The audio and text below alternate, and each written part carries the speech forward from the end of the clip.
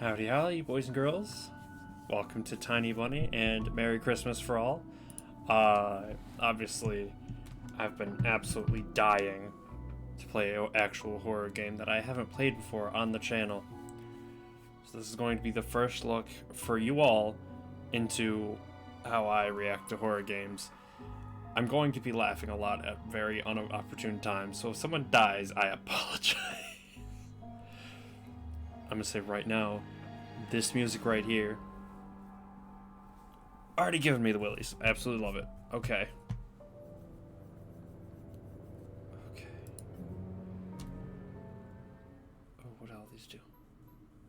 I'm guessing that means like an auto mode where it goes forward. If you haven't seen this played before, it is a story-based horror game. It's a decision adventure, so your decisions impact how the story will play out. The wind clawed at my windows all night long. It wandered the fields and howled like a hungry beast. An endless song weaved from all sorts of voices, shrill, gentle, sneery, twined in the air. They were shouting and laughing, and arguing about something. Someone was running through the snow while casting long shadows that would occasionally creep close to my bed. Our house had a mind of its own, the creaky old mind of a building that had seen a lot in its days and was seemingly trying to share its wisdom with the inhabitants. The lonely house faced the forest, and the dark green thicket gazed back with its hollow eyes, rustling, whizzing, swaying back and forth. One could come out and stand at the edge of the forest to reassure themselves there was nobody behind the crooked trees.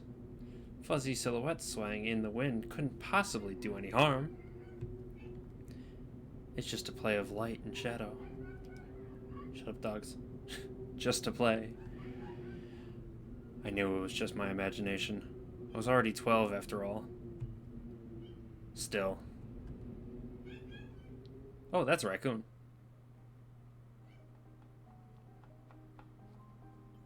Oh, she's so cute. Hey, put away your book. How many times have I told you not to read at the table? It's bad for your health. Look at how slouched you are. Can I... Okay, that was... I don't know if that was a decision or I was supposed to do that, but I didn't protest and put the book about Conan the Barbarian aside. I was stuck on a line I couldn't understand after reading it 3 times anyway. Olya had already finished her breakfast and was munching on some cookies. She was so enthusiastic, she almost looked like your typical girl from commercials. What's with her hair? It looks like insanely smooth. Her mother has brown hair. I don't know how she came out with like either some very light blonde or white at this point. You're not going anywhere until you finish all of it. I, on the other hand, was still trying to drill a hole in the plate with my eyes, as if it would make the porridge disappear. Hazy anxiousness welled up inside, all because of the previous sleepless night, the black forest around our house, and the gloomy wind. The longer I waited, the colder the lumpy white substance became. It looked like a jellyfish from the Kostya Odyssey. I love that show. I love how horrifying the bottom of the ocean is, same. Or how cold the black forest is at night. The spoon fell out of my hand. Mom showered me with a cold glare from her green eyes. What did I just say? I'll get it. I had 10 seconds to catch my breath before battling the nasty porridge once again. I felt around for the spoon. What is this carved on the other side of the table? Kaprina? Karin? Why is there a P? Is this Russian? Karina. Ah, that's my mom's name. I guess she carved it out with something pointy when she was little. She sure was a rascal, damaging the furniture like that. She would scold me for a week if I did something similar, though. Should I remind her about it? No, she's been in a bit of a bad mood lately. I imagined her being my age, sitting under this table. I wonder, was Mom afraid of the dark back then? Or the sounds coming from the attic? Ooh. Or the thick forest? I imagined my grandma coming into my little mom's room, sitting at the edge of her bed, where Olya sleeps nowadays, and saying this in her soft, smooth voice. Taiga is a special place, little girl. It's watching you closely, sniffing you out, trying to discern what kind of beast you are. If you're a good sort, it won't abandon you in times of trouble, but if you are a bad apple, it'll grab you by the side and drag you under the ground. It reminds me of the story of Krampus. What are we talking about? And that would be it. Grandma was caring. She never fought with anybody, never yelled, never swore. Those were the times without the maddening screams until late at night, without smashed dishes and mutual accusations. Our parents used to love each other back then. I remember listening in on one of their conversations by chance. They were talking about Grandma getting prepared for her funeral. She had already bought a casket, and she called it her cute funeral box. It waited for its time in the closet, patiently. It was black, upholstered with meat-colored material on the inside. I saw it when my grandma was being buried. The house didn't change since the time she was alive. Only all of the photos were gone. Glass-covered pictures with gray faces of my ancestors. They all had a dead but watchful look in their eyes. I crawled out from under the table. Olya was done with her cookies and was looking at my share like a sly woodland creature. I turned my gaze toward the frosted window. There were a lot of dark pines outside, but they didn't grab my attention. A pattern of frost formed a picture on the glass. Olya, look, it's a fox. Oh, I love foxes. It's supposed to be a fox, not a raccoon. Where? It looked almost like those optical illusion thingies they put in the back of student notebooks. A mixture of lines at first glance, but if you blur your vision a little bit and look under a certain angle, not outside, on the window. Look, here's the nose, and here's... Hey, eat up! Yes, just a moment.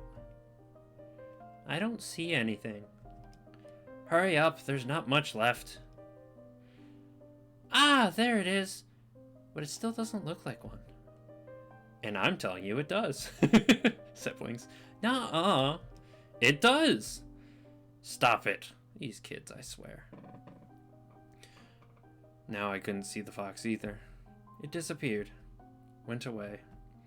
Only the frosty pattern similar to stretch out nettle leaves kept creeping up the glass. Handsome. My dad entered the kitchen with long, measured steps. I want to have a beard like his when I grow up. Same! Dude, I'm not even grown up yet. 22 and I'm not grown up. Sad. Mom would always ask jokingly, come on, shave it off. It stings. This was so long ago. Nowadays, rumbling doors and witty comebacks were an everyday occurrence. Olya always covers her ears whenever she hears something like, what's the point in all this? Through the wall. It's all for your sake, Dad would reply. For the sake of our family. I always caught every sound in fear of hearing the most dreaded and deadliest word that started with a D. D-I-V-O. I don't even want to finish it. It was scary to imagine that me and my little sister could be torn apart and taken into two different families. Anyway, your fox is nothing. I have an owl on my window. You and your owl talk again. You said you believed me just yesterday. Has anybody seen my car keys? I remember leaving them on the windowsill. Right. Maybe you did, maybe not. You're a grown man, a father of two, and still. Karina, please stop. Just let me get ready in peace. Your keys are in the basket near the phone. Well, thank you very much. Anton, stop making a martyr out of yourself and finish eating already. And the owl? There was no owl. But there was one. It had giant glowing eyes. Olya sprung from her chair and placed her hands on her little face, imitating a pair of eyes with her fingers, size of an apple each. She already got eyes the size of an apple. Jesus. It's adorable. Last year you had Babai in your closet, and now this owl. But I saw it. Olya shifted her gaze back and forth from Dad to Mom to me, but couldn't find any support. Have you thought about befriending it? You know, like feeding it with imaginary mice. Don't bully our girl. She's just afraid to sleep alone because she's still little. Alia pouted in rebellion and rushed into the hallway. The staircase that led to the second floor creaked. Mom gave Dad a strict look. I don't know why that's funny. Ooh, that look in her eyes. It's so uncomfortable to be pinned under it. Dad just snorted and replied and left, ringing with the keys he just found. A minute had passed, and the theme song from The Little Mermaid echoed throughout the house. It was stored it was stored on incredibly worn-out cassette tape, which Dad already had to glue together once. So easy to fix objects, by gluing them back together, for example. But how do you fix a relationship? That's not something... What is he, 14?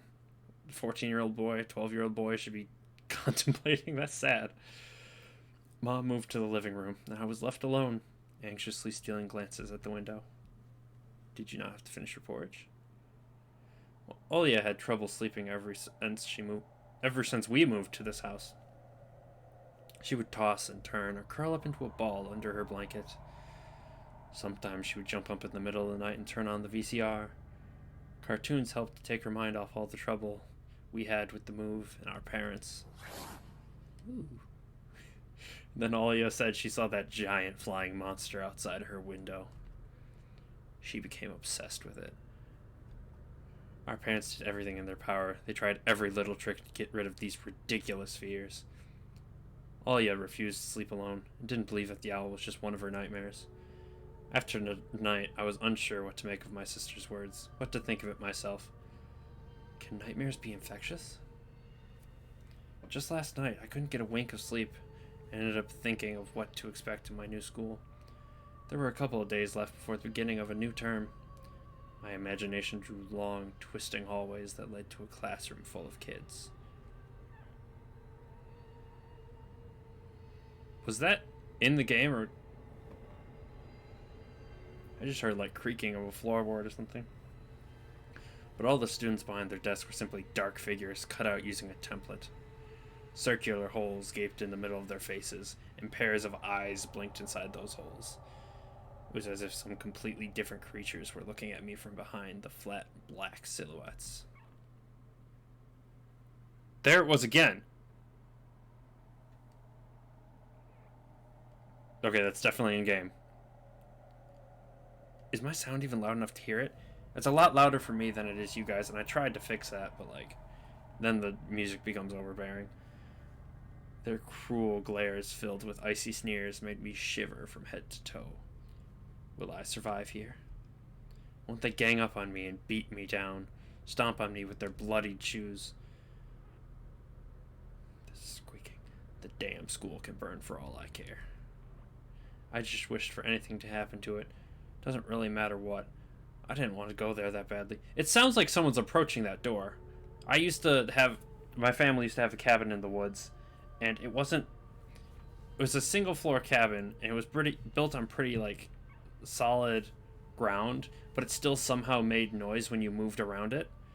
Like, I could have swore the ground was so hard and like it felt like cement was built, or the house was built on cement, and it still would make noises. This is giving me like tremendous vibes of like back in the day when that was the thing. I just wish for anything happened to it. Doesn't really matter what. I didn't want to go there that badly. I didn't want to see people who are just itching to smack me on the head, trip me up, think of a new offensive name for me, worse than the previous one. I felt like the glasses I wore made me an outsider, or some sort of a monster. My gaze slid across the drawings hanging on the walls.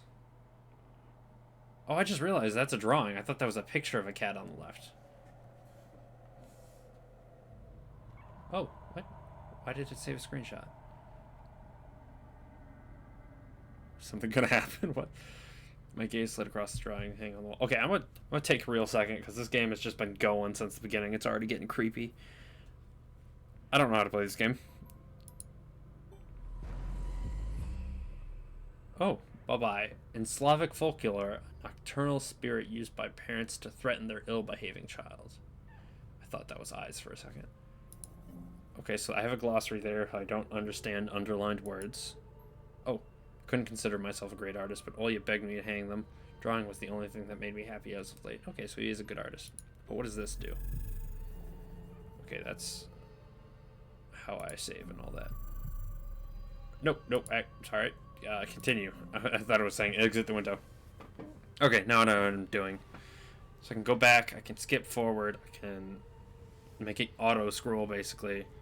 My option menu and my glossary. Okay, I just had to make sure. It just drops you into the game, you saw, so I'm not at all sure what's going on. The small circle of friends I had also enjoyed my paintings, and they promised to call me from time to time. Sometimes I imagine Mom picking up the phone and saying in a cold voice, "You've got the wrong number." Or, "Anton isn't around." Anton is not around. I imagined my future classmates lying in their beds, just like me, listening to the howls of invisible werewolves outside their windows. Maybe my new classmates will like me after all. But who would ever like a boy with thick glasses? No one cares. If you have thick glasses, you got thin glasses, you got no glasses, no one cares. I mean, my dad used to wear glasses when he was little. Now he's married to the most beautiful woman on the planet, my mom. Aw, that's sweet. The house creaked, pressed by the wind.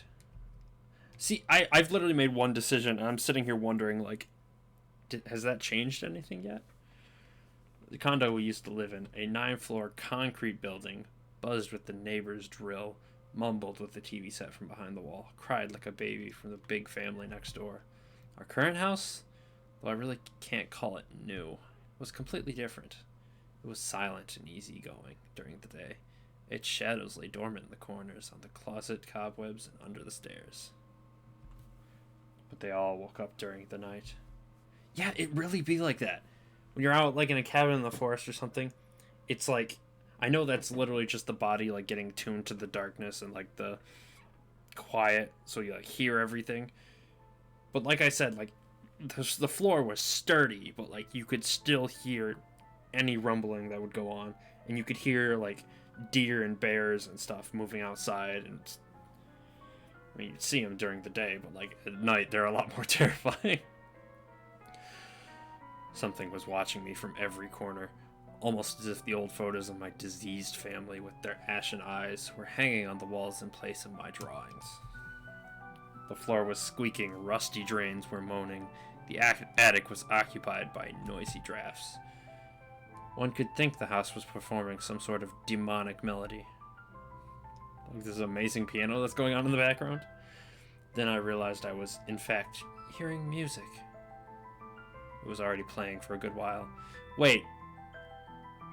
Are you hearing, like, the piano? Because it's not exactly that terrifying. Because it was ripping for a second there. Somewhere at the edge of my perception, I could hear a flute. Okay, I don't hear that. It was mixed in with the sound of the wind, of the creaking...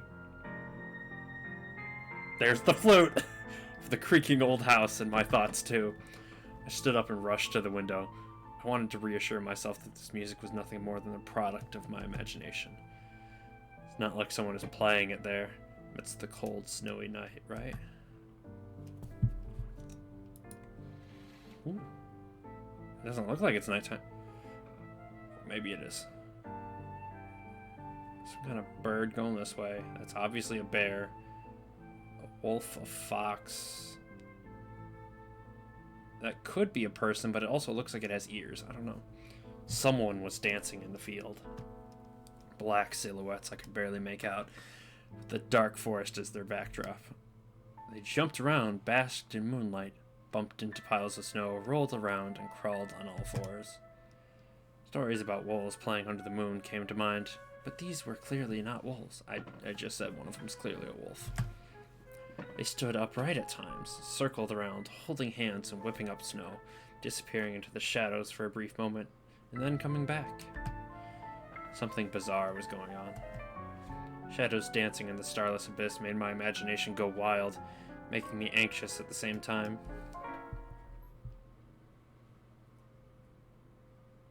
Suddenly the music had stopped. This game is making me a little bit more conscious of the fact I should probably have my hand on my mouse the entire time. That's why it moved all of a sudden.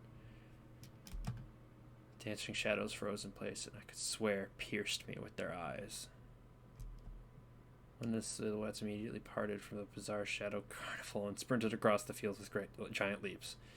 I don't want to hit space. Hold on. It glided on squeaky snow without leaving any prints until it was devoured by the pitch-black shadow of my house, which became even darker and thicker. My heart was jumping around like a bird inside a cage. I shut the curtains with a swift motion and stepped back toward the bed. Oh, it actually slightly gets brighter, like as if your eyes were going to get used to the dark. They saw me. A freezing torrent of fear washed over me. I stood in the middle of a perfectly dark room and listened to some unwanted guest move and scrape around looking for an entrance. The sound moved to the right, by the window, then circled around the house. Now my guest should be at the front door. I jumped into the bed and covered myself with the blanket, as if it could protect me. The shackles of fear locked my muscles. I remembered the funeral, my grandma lying there, hands crossed on her chest, her facial features sharp like that of a tin doll. Ants running up and down the legs of chairs that held my grandma's casket. I imagined those little creatures climbing up her head and pulling up her eyelids with their tiny legs. Then her wrinkly eyeballs would once again move inside their sockets. She'd be able to see her grandchildren. I was chanting this spell she taught me throughout the whole procedure. And now, lying under the blanket and listening to squeaks and howls, I was repeating the same words. On the island of Buyan, underneath the blemished sun, in the sea of color blue, stands a cabin made of wood. There lay lard and ashen hair for the spawn up from Devil's Lair, to feast and always leave alone God's faithful servant named Anton. Evil leave this house must, ashes to ashes, dust to dust. So that's where his name comes from. Neat. Bizarre sounds had disappeared. I cautiously peeked out from under the blanket. Don't cut out the music then. And saw curtains waving around like a hangman. I was gonna see if the curtains moved. And then the night doused me with a new portion of boiling terror. The sound scratched at my eardrums. In reality, something or someone was scratching at the front door, hurriedly clawing at wood, demanding to be let in. The door was shut. Dad had become very cautious recently, so he installed a sturdy lock. I remember him staring at the force intently as if he was looking for someone. Ashes to ashes. Dust to dust. That was a window breaking. I hugged my knees, placing my chin between them, and drilled the door with my eyes. It was so flimsy and weak before the might of darkness. And then the doorknob twitched slightly. Then it turned halfway once, twice, as if the person who tried to enter had no hands. The doorknob tilted once more and then started clicking violently. My jaw cramped from fear. My wet fingers clutched the blanket. The door creaked and opened. Sounds like screaming in the music, Jesus. The wind taunted me, moaning inside the tin drains. Now, you'll see. The door was wide open. Darkness writhed inside the carnivorous mouth of a doorway. That looks like eyes. Right there. I don't know if you could tell. That looks like eyes, because it almost looks like there's a shadow here. That's creepy. Tony. It was as if the night itself was crawling out to me, flapping its black wings and squeaking with rusty hinges. I was trembling, snared by the web of darkness that hung in the corners of my room, waiting for the one who weaved it to come out of the gaping black hole. Tony. My abdomen tightened and my chest rose up, ready to exhale a desperate scream. Before I was able to do anything, the darkness asked me, Tony, you asleep? My sister's pale face protruded from the thick shadows. I almost screamed from relief. Olya, I'm not sleeping. Did something happen? Olya frowned and stuck out her lower lip, a clear sign that she was about to cry. It's there again, staring at me. Shoo her away, Tony, please. Wait, oh, that's her. I was like, wait, what? Shoo her away, Tony, please. I'm so scared. The fear that was tormenting me just a minute ago crawled away and hid somewhere in my stomach. I needed to calm Olya down. Oh, she's shaking. Oh, she is cute, I will admit. That's a very cute drawing. It was just a dream, silly. Don't be scared. Dreams don't bite. No one's going to harm you. Olya sobbed. She was trying her best to believe me. But was I sure myself? I have an idea. Let's go to your room and watch the video. Sleeping Beauty, for example. You like that cartoon, don't you? Why does the Sleeping Beauty have a prince and I have this scary bird? That question took me by surprise. Alright, let's watch Cinderella.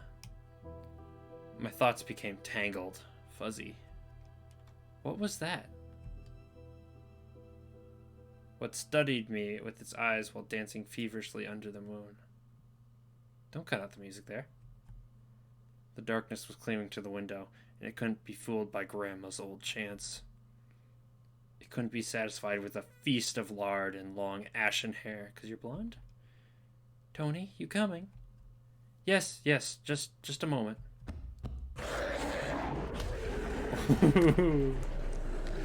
I was not ready for that. Oh, don't... Yeah, no.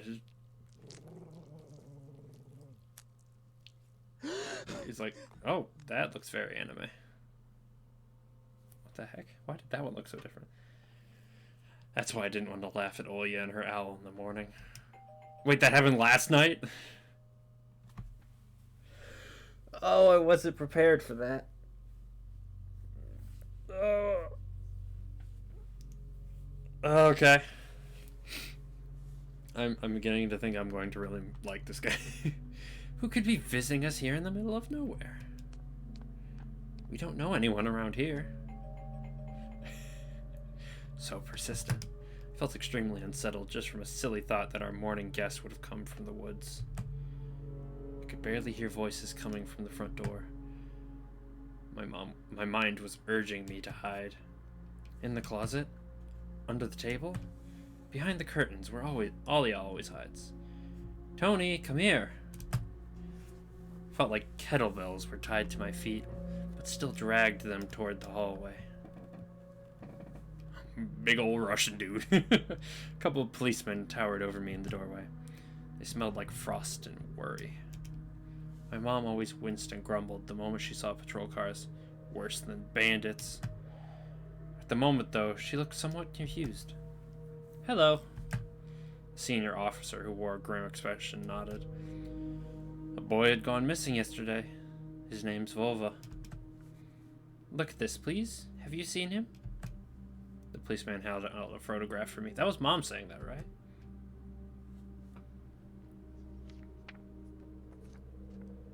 That cat looks familiar.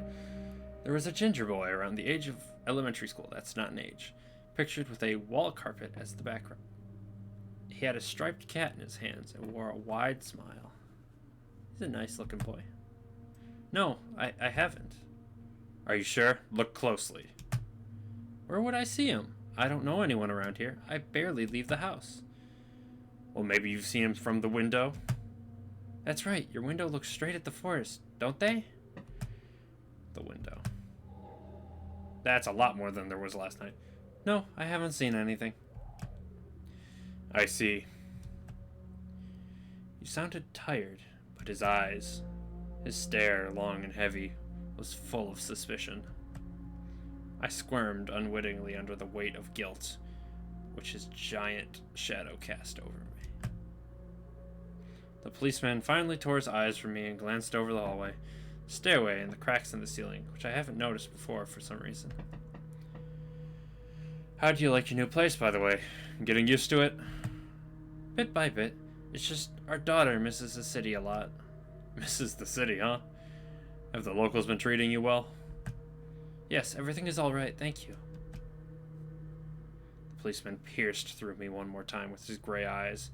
My head started spinning. Can I help you somehow? I asked that in a shaky voice to look like a polite boy and to end this unpleasant conversation sooner. Now that I think about it, you look just like one of my nephews, little fella. He's a witty boy, around your age. Wears the same type of goggles. Always engrossed in reading those mystery novels.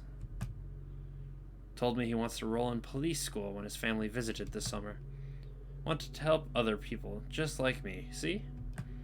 I felt uncomfortable, as if a distant relative and not a police officer stood before me. You know what? Little boys like you should stay at home, steer away from trouble. The times have changed so much. Mom interjected in a cold voice. You don't say. Ah, well then. What grade are you in, Tony boy? 6th. Have you made any friends here so far? Not yet. I'll be going to school for the first time after the break. Ah, then, I'll leave you my number. Just in case, call me if you have any new info. The policemen were gone along with their shadows, the smell of cheap cologne and the photo of a smiling boy. His face still stood before my eyes. I wonder what it was like for him, being all alone. There. Where? For some reason, I thought of the forest swaying in the wind. What did his poor parents feel? And what would my parents do if I'd gone missing? Would they cry and thrash around hysterically? Or would they accuse each other like they always do and forget about me eventually? Wow, this Vova. Did he go missing in our forest? Seems like it. Poor child. I looked out the window at the road. The police UAZ drove off toward the village. It's just a military vehicle. Soviet and Russian off-road freight passenger car brand, which was produced on the Ulanovsk car factory. Okay, so it's just a regular car. Special regular car.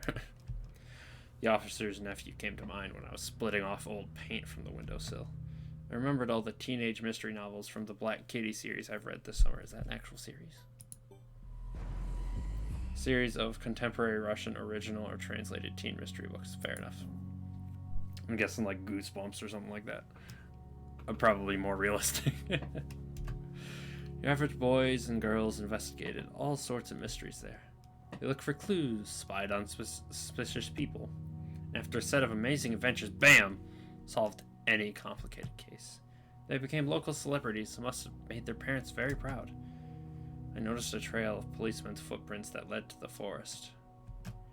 And then it clicked in my head. Why don't I start an investigation of my own? Maybe I'll find that lost boy. And I'll get a reward. Olya will be so happy. Not only Olya, Mom and Dad too. Maybe they'll even forget about their quarrels for a while. Maybe I'll even save us from the D word. Make it sound like a curse. He's so young. How old is he? I forgot. I fantasized about buying Olya a Tamagotchi, getting a cassette player and a bunch of tapes for myself. A whole box of Kinder Surprise. When was the last time our parents bought us any toys? Last autumn. I think my dad had lost his job at the time. There's that annoying song about it. Accountant. A song by an all-female Soviet pop band by the name of Kombinitsaya Combination. It was widely popular in the early 90s. I had little no idea what was the accountant's job like. They count money, I think. Neighbors used to envy us. But nowadays, Mom and Dad barely had money to afford sweets, and Dad would always divide a single chocolate bar between me and Olya. Sometimes I gave her my share, too. No matter how much I wanted to eat sweets, she was still just a pipsqueak. I couldn't wait to go out looking for clues. I'm going outside. Yeah, right. You want the police to go around with your photograph next? The forest is so thick.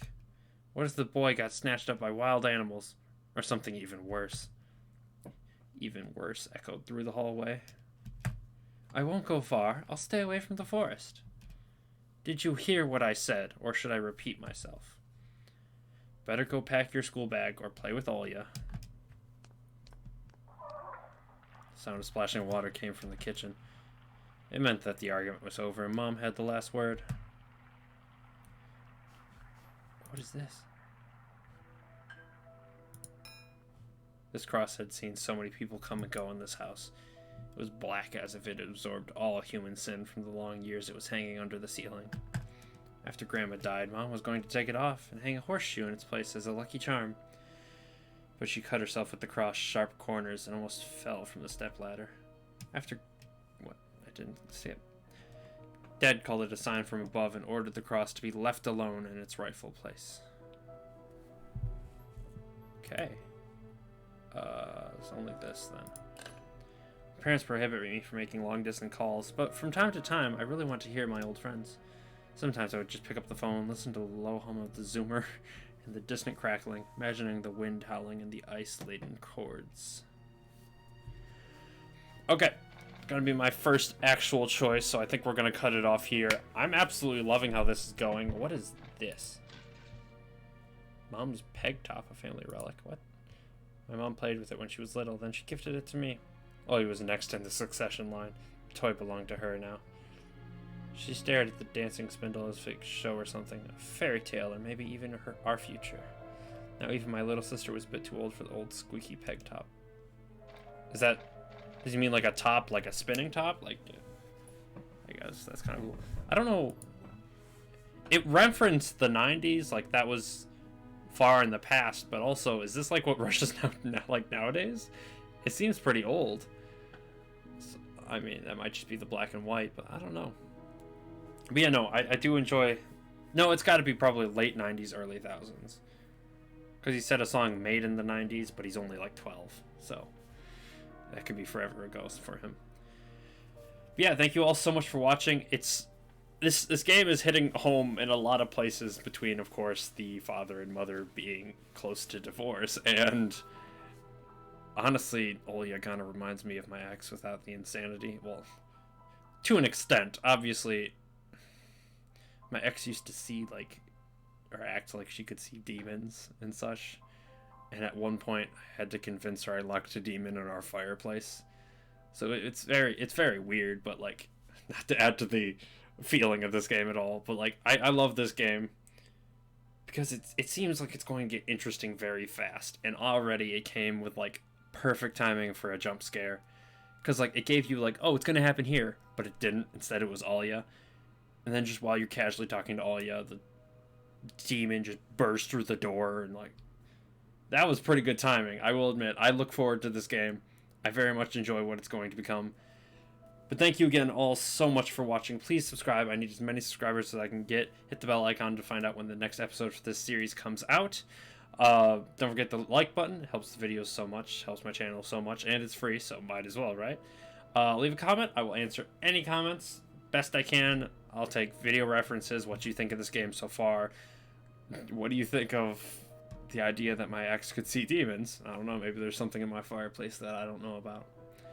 But again, thank you all so much for watching. This has been the Ginger Ninja, and I will see you all in the next video I make, alright? Peace.